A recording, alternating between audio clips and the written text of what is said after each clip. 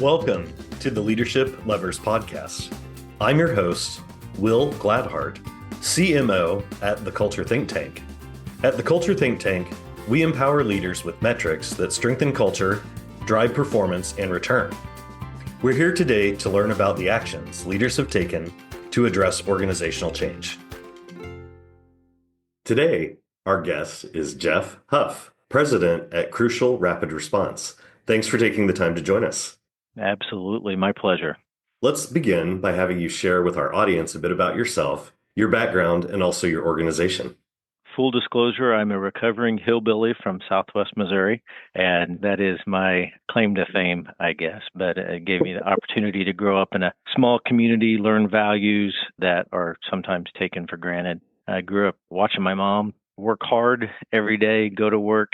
So that hard work attitude comes from my mom, my grandma, my grandpa that way. I grew up in a small town, was able to join the Navy. And so I spent 6 years Naval Reserve, was in supply. It was not activated during Desert Storm, but was on call during that time. Was able to secure a job with FedEx when I was 19, moved to Kansas City and spent 17 years at that organization and watched it grow and flourish and develop. I grew from washing vans, loading trucks, going into operations, doing anything that I could for money as a young married person with a child, and then got to go into sales and found my passion. I love sales. I love being able to identify opportunities, marry those with the solutions that organizations that I've represented have. And then it made the transition to a company called Dentsply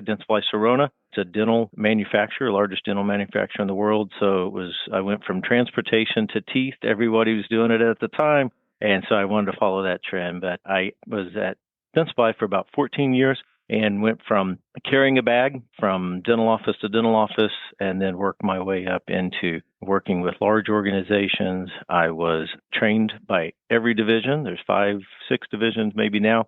Got to understand the dental world inside and out and grew as a person in my professional career. Also was able to get my MBA while I was there. So hillbilly with an MBA, I know that sounds pretty terrifying. Dangerous, right? Yeah, absolutely dangerous. And then owned my own business. My wife and I own Restoration Emporium as well. And I had KC Furnishing. And so was not just put a lot of the corporate skills that I had learned into entrepreneurial type of deal and did that for about 5 years. And then currently where I'm at is Crucial Rapid Response. It's a medical staffing organization focused primarily on responding to disasters, hurricanes, fires, tornadoes, those kind of things.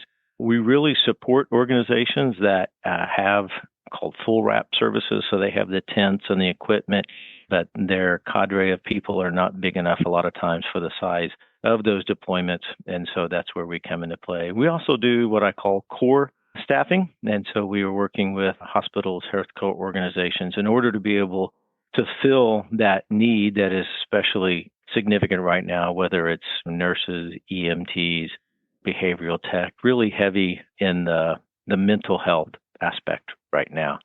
And that's what I'm currently doing. I've been doing that for a little over a year now, and I'm absolutely utilizing everything I've learned from every stop along the way and just having a lot of fun doing it. Well, that's great to hear. Well, you've definitely had a wide breadth of experience and in many roles. I look forward to your responses today. So we'll be discussing 3 questions. As a warm-up to start our conversation, would you share why you believe a healthy culture is critical? It allows the organization to be able to just function, to be able to create the empowerment, the ability for people to do their job and not just to show up. We're working through performance evaluation season right now and talking to people, their why. Why are they here? And it creates an understanding of if your corporate culture and what you're doing, the why is impactful and your why is not just about the organization, but about them growing, that's key. And so really have worked very hard to make sure that is in place so that we can, whenever we're on a deployment and working around the clock a lot of times that there's not that hesitancy of, okay, do I want to be involved? But it's like, I have to be involved. I want to do what it takes in order to be able to accomplish the task at hand.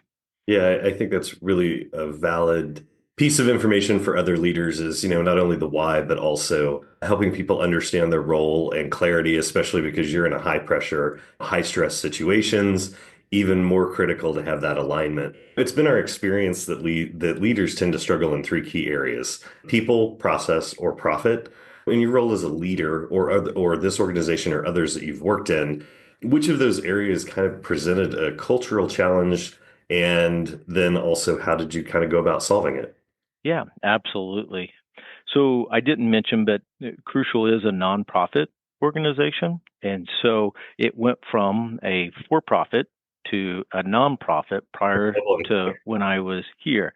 And so you can imagine that the profit side of it, that it's still important, but it's not like the only thing we focus on. And the people are here, the people that are still here want to be here. And so I really looked at kind of the process side of it is what things were in place or what needed to be adjusted, what needed to be updated or changed or eliminated in order for us to be successful. And so really in the first 90 days, I have issues, but I have 9 Ds that I go through, and each 30 days, those D words, alliteration is my love language, being able to go through that and identify who was there, why were there, what did they do, how did they interact with each other, how did that interaction, could it get better, what were the challenges inside of that, and then how did that play into all of the things that we needed to get done. Were we casting a vision? Were we fulfilling just our basic promise to our recruits and then to our facilities that we had contracts with?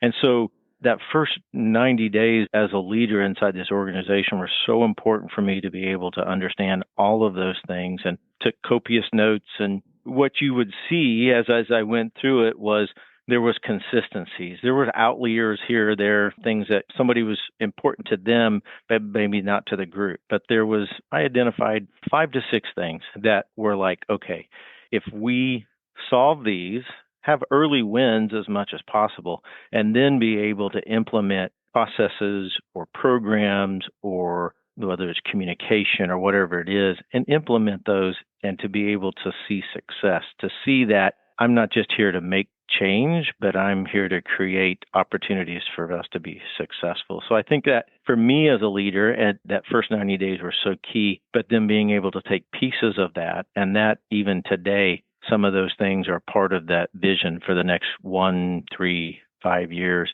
and be able to cast that. And then it goes back to those first 90 days and they're like, oh, wait, Jeff was listening to me. We weren't just meeting, but he was actually listening, and it made an impact on me so that we could be a better organization. Yeah, I really appreciate you sharing that. I think that's a valuable point for other leaders because one, 90 days being very critical, but also taking a micro look at every aspect of the organization and really understanding that, but then digesting it, turning around and communicating it back to staff that not only did you take the time to listen, but they were heard. And then those actions and next steps were taken. What was probably the one thing in that journey that helped impact your culture and performance positively across the organization? The culture was almost a culture of can't. You can't do this, and can't Yeah. you can't Yes. accomplish this, and you can't do that. And so I wanted to create a culture of can. And so that was the biggest change in a lot of this. Was I had people like the business development team, and they can't go to conferences, and you can't support this, and you can't do that. It was very interesting. One of the first things we were talking about, they came to me almost apologetically asking, there's this account that has asked us to be involved in their golf tournament. I'm like, okay, I'm thinking big sponsorship or something like that. They asked for $150 so that they could go to it, Wow. apologizing. And I'm like, no. I go, what's the sponsorship levels? Let me know what that is. We'll provide a gift for the giveaways. We'll do this, this, and this. And it was almost like, no, wait a second. That first introduction to you can do this. You can make decisions. You can do these kind of things. And there was no previous leadership was working to put in budget because there was no budgets in place. So there was no performance reviews. There were no things like that. And so in order to help people understand that they can do things, each department implemented and presented their budgets to me so that we could project ahead, so that we could say in the first quarter, we're doing this, second quarter, doing that, so that they don't have to come to me and ask for $150 for a golf tournament. They have the ability to make decisions on things like that. So changing that mindset from a can't culture to a can culture was the key. Wow, that's a great story, but also a great testament to leadership and yourself to be able to not only empower people to look at where the gaps were of why they couldn't and why that attitude of can't had been pervasive versus them being empowered by having a budget or whatever those resources was to make the decisions and make the next step. As we wrap up today, is there anything else you'd like to add or share with fellow leaders?